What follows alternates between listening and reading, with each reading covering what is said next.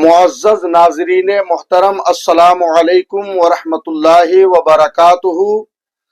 مفتی سلمان اظہری کی ایک ویڈیو بہت تیزی سے وائرل ہے، جس میں انہوں نے علماء دیوبند کو مخاطب کر کے یہ کہا ہے کہ ہم آپ سے اتحاد کرنے کے لیے تیار ہیں، ہم آپ کے گلے لگنے کے لیے تیار ہیں، ہم آپ سے ہاتھ ملانے کے لیے تیار ہیں، مگر ایک شرط ہے۔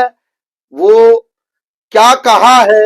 میں آپ سے گزارش کروں گا کہ آپ مکمل ان کی ویڈیو کو دیکھیں، چاہے آپ سنی مکتب فکر سے تعلق رکھتے ہیں، چاہے آپ مکتب فکر دیوبند سے تعلق رکھتے ہیں یا مکتب فکر وہابیت سے رکھتے ہیں، آپ مکمل اس ویڈیو کو دیکھیں اور کمنٹ کر کے اپنی رائے ضرور پیش کریں۔ آج انصاف کے ساتھ عرض کرنا چاہوں گا، آج جو دیوبند ہے یا جو دیوبندی ہیں، اگر ان کو میری بات بری لگتی ہے تو ٹھنڈے دل سے میرے عزیز اپنے دل پر ہاتھ رکھ کر کے سوچو۔ آؤ میں تمہیں دعوت دیتا ہوں، آؤ ہم ان تمام چیزوں پر جمع ہو جاتے ہیں جو صحابہ اور تابعین سے تھی۔ کوئی نئی بات تم اپنی کتاب میں نہیں لاؤ گے، کوئی نئی بات میں اپنی کتاب میں نہیں رکھتا۔ آؤ اتحاد کرو، میں اس اتحاد کا اعلان کرتا ہوں، لیکن جو نئی باتیں آئیں اس کا تم انکار کرو گے، علل اعلان کرو گے، اور یہ بھی کہو گے کہ ہم ان سے دور ہیں۔ ہوا یہ کہ اعلیٰ حضرت رضی اللہ تعالیٰ عنہ کے زمانے سے تھوڑے سے پہلے کی حالات میں بتا رہا ہوں آپ کو۔ دارالعلوم دیوبند کے بعد 4 علماء میں صاف صاف آج عرض کرتا ہوں جن کی کتابوں سے پوری امت میں تنازع پھیل گیا، اختلاف پھیلا۔ لوگ ہم کو اختلاف کا فتویٰ دیتے ہیں، اگر نہ یہ کتابیں آتی نہ یہ کوئی فتوے آتے۔ کتابیں لکھی گئی، کتابوں میں اچھی باتیں تھی، حضور صلی اللہ علیہ وسلم کی سیرت پر بھی کچھ کتابیں لکھی گئی، اللہ کی شان میں لکھی گئی، بہت ساری باتیں اچھی تھیں، لیکن بیچ میں چل کر کچھ عبارتیں ایسی کہ لڑکھڑا گئی، اور وہ اتنی لڑکھڑا گئی کہ عام مسلمان بھی اسے بولنا پسند نہیں کرے گا۔ براہین قاطعہ کتاب کا نام بول رہا ہوں، تقویت الایمان کتاب کا نام ہے، تحذیر الناس کتاب کا نام ہے، حفظ الایمان کتاب کا نام ہے۔ یہ وہ کتابیں جو آج چھپی نہیں ہیں، مارکیٹ میں چھپی ہیں، ابھی بھی موجود ہیں، ابھی بھی موجود ہیں۔ انہی کتابوں کی عبارات کی وجہ سے ہی تو یہ تنازع پھیلا پورے امت میں، اختلافات۔ اہل سنت و جماعت متحدہ متفقہ ایک ہی جماعت تھی بر صغیر میں۔ ان کتابوں کے آنے کے بعد ہوا کیا؟ ایک کتاب میں لکھا گیا اللہ جھوٹ بول سکتا ہے، نئی بات تھی۔ اس بات پر آج تک امت نے کبھی کسی بھی شیخ، کسی بھی بزرگ سلف صالحین سے مجھے عبارت لا کر کے دکھاؤ اس سے پہلے کوئی بات ہوئی تھی؟ پھر ایک کتاب میں عقیدہ توحید کو بیان کرتے ہوئے مولوی اسماعیل دہلوی صاحب نے یہ تک لکھ دیا، حضور صلی اللہ تعالیٰ علیہ وسلم کا خیال نماز میں آنا گدھے اور بیل کے خیال سے بدتر ہے۔ یہ نئی بات تھی کہ نہیں تھی؟ اور جا کر کے کراس ویریفیکیشن کر لینا، اگر میں جھوٹ بولوں تو میرا جبہ پکڑ لینا، اور جو سزا دے سکتے ہو دو۔ میں یہ لفاظی نہیں کر رہا اور نہ پھکائی کر رہا ہوں، یہ جملے آج کتاب میں موجود ہیں۔ تقویت الایمان میں حفظ الایمان کتاب آئی، اس میں مولوی اشرف علی صاحب نے حضور صلی اللہ تعالیٰ علیہ وسلم کے علم غیب پر بحث کرتے کرتے یہ کہہ دیا، حضور کے علم غیب کی کیا تخصیص، یعنی ان کی کیا خصوصیت ہے؟ اتنا علم غیب تو زید کو، پاگلوں کو، بچوں کو، بلکہ جانوروں کو بھی حاصل ہے۔ شیطان کا علم غیب تو قرآن سے ثابت ہے، انہوں نے کہا شیطان کا علم غیب قرآن سے ثابت ہے، حضور صلی اللہ علیہ وسلم کے علم غیب کی کیا خصوصیت ہے؟ یعنی برابر ہو گئے، شیطان کو جتنا علم ہے اتنا ہی محمد صلی اللہ علیہ وسلم کو ہے۔ میرے عزیزو، کیا یہ باتیں دل پر نہیں لگتی مسلمانوں کے؟ یہ عبارتیں آئی، کتابوں میں لکھی گئی، اور بڑا فتنہ یہاں سے بھی ہوا مولوی قاسم نانوتوی صاحب کی کتاب سے، کہ انہوں نے یہ بھی لکھا کہ بالفرض بعد زمانے نبی کے اگر کوئی دوسرا نبی پیدا ہو گیا تو حضور کے خاتم النبیین ہونے میں کوئی فرق نہیں آئے گا۔ یعنی کوئی دوسرا نبی پیدا ہو سکتا ہے، اگر ہو گیا، اگر مگر کی بات ہی چھوڑو، جب حضور نے 1400 سال پہلے کہہ دیا، فرما دیا کہ میرے بعد کوئی نبی نہیں ہو سکتا تو نہیں ہوگا۔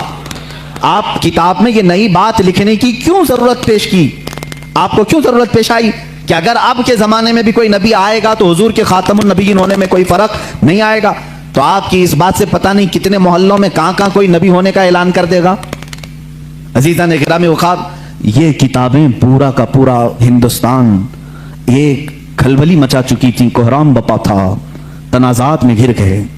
قادیانی اپنے نبی ہونے کا اعلان کر رہا ہے، ادھر ایک نیچری فرقہ ہے علی گڑھ سے جو قرآن کے معجزات کا انکار، حسیات کو صرف ماننے والا، نیچر کو صرف ماننے والا اور مغیبات کو نہیں تسلیم کرنے والا، اور ایک طرف عظمت رسالت صلی اللہ تعالی علیہ وسلم پر، رسول کریم صلی اللہ تعالی علیہ وسلم کے متعلق یہ سارے جملے آ رہے ہیں. چلو 100 سال کا عرصہ گزر گیا، آج بھی میں دعوت دیتا ہوں، آج تو سوشل میڈیا کا زمانہ ہے، میری یہ دعوت قبول کریں علماء دیوبند یا جو بھی، میں آپ سے اتحاد کر لوں گا، سینے سے سینہ لگا لوں، لیکن صرف یہ باتوں سے تم انکار کر دو اور کہو کہ وہی عشق رسالت ہمارے اندر ہے جو سیدنا ابو بکر صدیق میں تھا، سیدنا عمر فاروق میں تھا، عثمان ابن عفان میں تھا، حیدر کرار میں تھا، رضوان اللہ تعالی علیہ مجمعین. جو مشائخ اہل سنت نے ہمیں محبت رسول اور تعظیم رسول سکھایا ہے اسی پر ہمارا اتفاق ہے. آؤ، میں سینے سے سینہ لگانے کو تیار ہوں. ہم کون سا اختلاف چاہتے ہیں آپ سے؟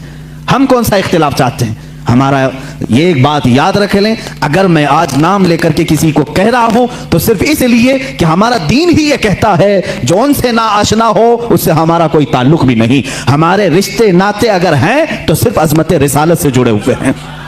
جو نبی کا ہے وہ ہمارا ہے. اسی لیے سرکار مرشدی پیر و مرشد تاج الشریعہ رحمت اللہ تعالی علیہ نے فرمایا ہے، نبی سے ہو جو بیگانہ اسے دل سے جدا کر دیں. نبی سے ہو جو بیگانہ اسے دل سے جدا کر دیں. پدر مادر برادر جان و مال ان پر فدا کر دیں. اسی وقت ایمان کو پہنچو گے، اسی وقت ایمان کو پہنچو گے. اب یہ حالات میں بتا رہا ہوں آپ کو، انڈیا کے، ہندوستان کے، اکھنڈ بھارت کے حالات. مسلمانوں میں تفرقہ پیدا کیا انگریز، اور انہوں نے اپنے مال، اپنی حکومت، اپنی سلطنت کو پھیلانے کے لیے، بہادر شاہ ظفر کا قتل ہو چکا تھا. اس کے بعد علماء حق نے محسوس کر لیا کہ انگریز درمیان امت تفرقہ ڈال کر اپنی کرسی سنبھالنے کی کوشش کر رہا ہے. تو وہ مرد مجاہد علامہ فضل حق خیر آبادی رحمۃ اللہ تعالی علیہ نے دلی کی جامع مسجد سے فتویٰ صادر فرمایا کہ انگریز ہندوستان کا دشمن ہے، ان سے قتال کرنا فرض ہے مسلمانوں کو. اسی فتوے کی بنیاد پر زندگی بھر کی عمر قید کی سزا میں ان کو انڈمان نکوبار بھیجا گیا.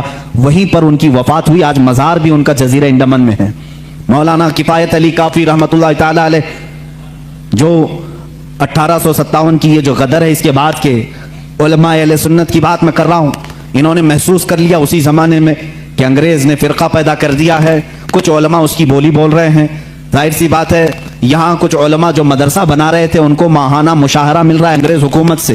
علی گڑھ کو پاؤنڈ آ رہے ہیں انگلینڈ سے، اور دیگر علماء کو پاؤنڈ آ رہے ہیں، اور یہاں جو علماء ان کی ان خرافات کو بیان کر رہے ہیں ان کو پھانسی پر چڑھایا جا رہا ہے. مولانا کفایت علی کافی رحمۃ اللہ تعالی علیہ، جن کے اعلیٰ حضرت بھی بڑی عزت فرمایا کرتے تھے، وہی کفایت علی کافی جنہوں نے اپنی ایک نعت میں کہا تھا، کوئی گل باقی رہے گا نہ چمن رہ جائے گا، پر رسول اللہ کا دین حسن رہ جائے گا. اطلس و کم خواب کے پوشاک پہ نازاں نہ ہو، اس تنے بے جاں پہ خاکی کفن رہ جائے گا.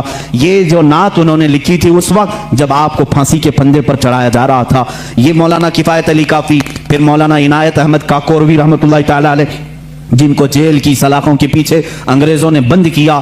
اس ایک عالم ربانی نے پتھر کی ٹھیکری سے دیواروں پر پوری علم الصیغہ کتاب لکھ دی تھی، جو آج بھی عالم کورس کی کتاب میں پڑھائی جاتی ہیں. عزیزان گرامی وقار، اگر انگریز کو علماء سے محبت تھی اور وہ مدرسے کی سنگ بنیاد میں آ رہے تھے تو ان علماء کے ساتھ وہ کالا پانی کی سزائیں اور موت اور پھانسی کی سزائیں کیوں دے رہے تھے؟ آپ سمجھا کریں. کچھ علماء کو وہ